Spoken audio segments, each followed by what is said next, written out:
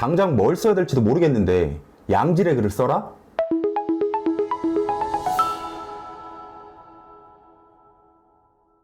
안녕하세요. 불티나게 전업블로거 세수하면 이병헌입니다.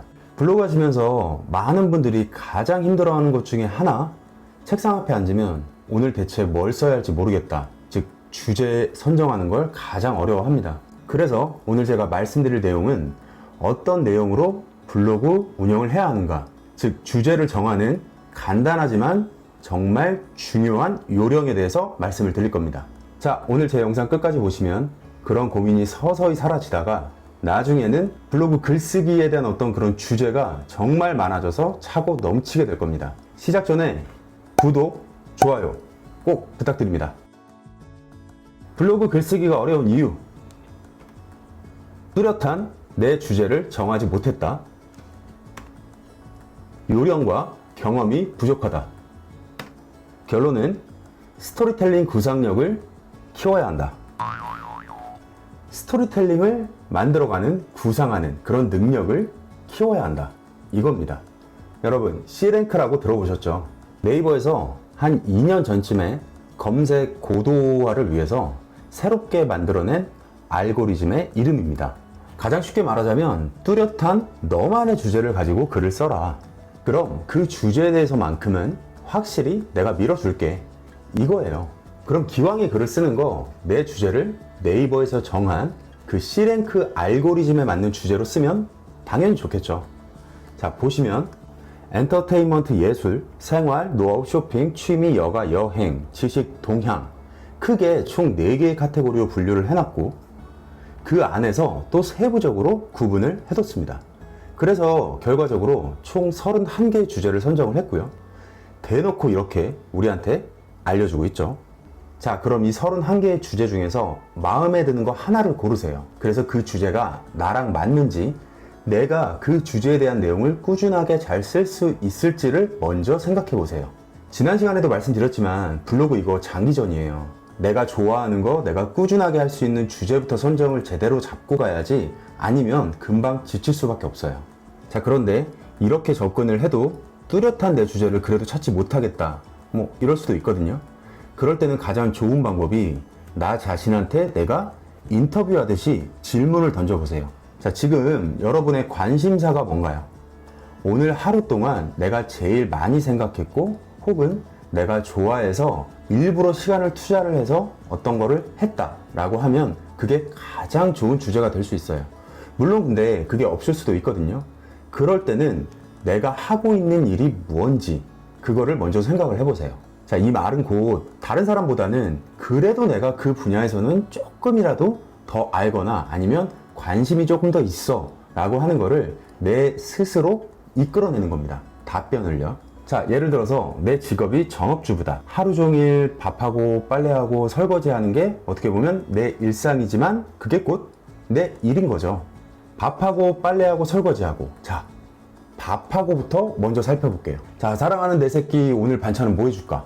라고 하면서 소세지 볶음을 내가 해줬다고 예를 들어볼게요. 매주 월요일, 수요일, 금요일 이렇게 띄엄띄엄 그날은 무조건 내가 만든 저녁 메뉴에 대한 이야기만 포스팅으로 써보는 거예요. 근데 이렇게 말할 수 있어요. 그냥 흔하게 누구나 집에서 차려 먹는 그런 저녁밥인데 그 저녁밥에 대한 내용을 대체 뭘 써야 될지 모르겠다. 자, 여러분, 발상을 바꾸는 겁니다. 여기서 중요한 건 절대 거창할 필요가 없어요.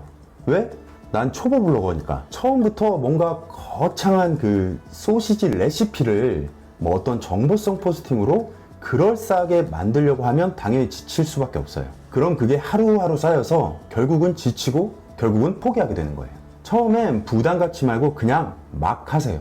막 하시되 중간중간 호기심은 가져야 돼요.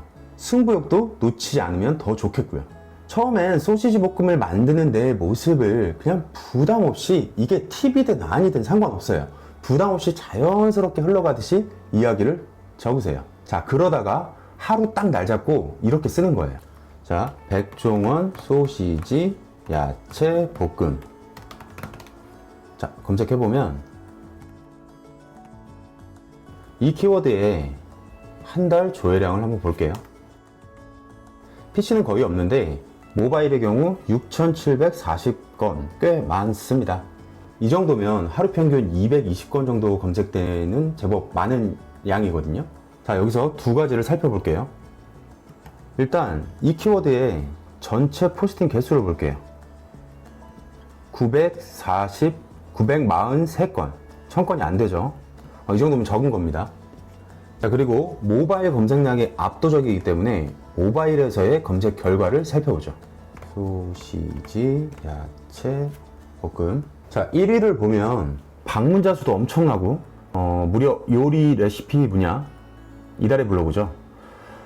이걸 딱 보고 이거 뭐 엄두가 안 나네, 뭐 이렇게 생각을 할 수도 있어요. 다만 앞서 제가 말했던 부담 없이 쓰던 예전의 그 포스팅들 있죠. 아이랑 그냥 저녁 먹었던 그 포스팅들, 그 경험을 살짝 여기다가 덧붙여주면 나만의 차별성이라는 게 따라 붙는 거죠. 자, 그리고 두 번째 포스팅을 볼게요. 자, 사진 한 장, 그리고 조리법. 딱 이게 끝이에요. 어떤 그 스토리가 없죠. 더 아래를 보면 심지어 2016년 그리고 2017년 글도 있어요. 당장 뭘 써야 될지도 모르겠는데 양질의 글을 써라? 이걸 추상적으로만 생각하거나 거창하게 생각할 필요가 없다라는 얘기예요. 어떤 진짜 나만의 꿀팁을 담아야지, 혹은 백종원이 이렇게 하라고 했지만 나는 좀 다르게 해봐서 남들이 안 쓰는 나만의 정보를 담을 거야. 처음부터 그렇게 생각하게 되면 책상 앞에 딱 앉았을 때 당연히 쓸 말이 없고 난감해지게 되는 겁니다. 내 일상이면서, 그리고 팩트, 여기서의 팩트는 레시피겠죠. 정보. 이 정보도 함께 넣어주면 되는 겁니다. 그럼 정보도 담기면서 내 일상과 느낌까지 같이, 경험까지 담기는 나만의 양질의 포스팅이 되는 거예요. 여러분 대단할 거 없어요. 그리고 빨래하기에서 주제 한번 잡아볼까요? 지난 주말에 저희 가족이 워터파크에서 하루 놀고, 그리고 상황이 좀 여의치가 않아서 호텔에 투숙을 할 때 그냥 그 젖은 옷을 좀 그냥 그대로 뒀었어요. 그래서 갔다 온 뒤에 그걸 바로 빨았는데 신내가 그냥 콱 코를 찌르더라고요. 근데 이런 상황 여름이면 어느 집에서나 있을 수 있겠죠. 그럼 이걸 포스팅으로 담을 수 없을까요? 충분히 가능하겠죠. 자, 그냥 빨래하기 이거 하나만 놓고 보면 이 범위가 너무 넓어요. 가장 좋은 요령은요, 여러분, 이걸 세분화하는 겁니다. 이 세분화를 하지 않고 빨래하기라고 하는 큰 범주에서만 생각을 하니까 그 안에서 글을 쓸 소재가 나오질 않게 되는 거예요. 자, 여기에 내 경험을 담으면 됩니다. 빨래에서 쉰내가 나니까 남편이 투덜투덜 하더라. 내가 맡아도 냄새가 너무 심하더라. 이게 결국은 내 경험인데 누군가한테는 정보가 될 수가 있어요. 자, 그래서 그걸 없애기 위해서 난 뭐뭐를 했다. 근데 그 뭐뭐를 했다라고 하는 거 그 자체를 처음에는 몰라서 검색을 할 수도 있거든요. 그러면 여러분 검색을 해서 그 빨래에서 쉰내가 나지 않도록 하는 법을 배우시고, 그리고 그걸 직접 해보는 과정에서 내 느낌과 경험을 그냥 녹여내면 되는 겁니다. 한두 줄만 들어가도 크게 상관이 없어요. 자, 예를 들어 빨래 제거 쉰내 이 키워드로 검색을 해보면 이 키워드에 대해서 오늘 제가 소시지 야채볶음이랑 빨래 제거 쉰내 이 두 가지를 예시로 보여드렸는데, 평상시에 그냥 스쳐 지나 보내던 아무것도 아니던 내 일상 속에서 저건 블로그 포스팅으로 썼을 때 이렇게 세분화해서 내가 이렇게 생각하고 있던 부분들을 같이 녹여주면 포스팅 하나 되겠다, 이렇게 생각을 하시면 이게 하루하루 쌓이고 습관이 되는 순간 블로그 글쓰기 주제가 아주 그냥 넘쳐나게 되는 거예요. 자, 그리고 여기다가 중요한 게 그걸 키워드로 효과적으로 만드는 방법까지 익히는 겁니다. 처음에 분명히 쉽지 않은데요. 일상 자체를 계속 블로거의 시선에서 바라보시면, 그리고 내 경험을 거기다 이렇게 녹여야겠다 라고 하는 게 습관이 되는 거를 계속 연습하셔야 된다는 겁니다. 습관이 되는 순간 블로그 글쓰기 거리가 넘쳐나는 순간이 오게 될 겁니다. 그럼 그게 쌓이면서 자연스럽게 육아, 결혼 그 카테고리에서 내 C랭크 지수가 쌓이게 되는 거예요.